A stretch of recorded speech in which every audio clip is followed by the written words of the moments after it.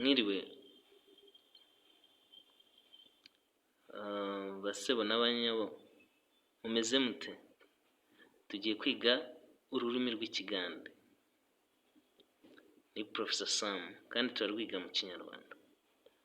So ubu ndi kubereka Luganda cyangwa Ikigande mu Kinyarwanda, ikindi ni Ikinyarwanda.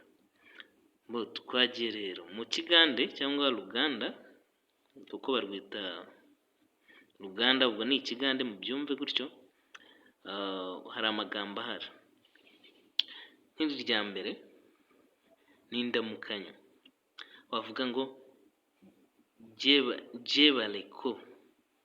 jebaleko sebo nyabo. Bivuze jebaleko sebo ni ku mugabo, uvuze mu Kinyarwanda ubuvuze bite musore, bite mugabo.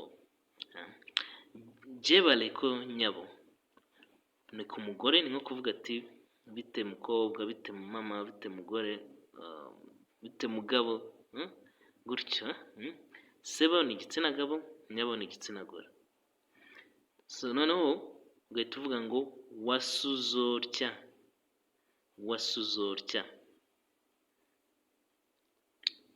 Hano mu Kinyarwanda waramutse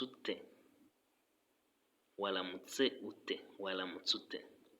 Ukuntu usubiza rero ndavuga ngo nasuze bulungi.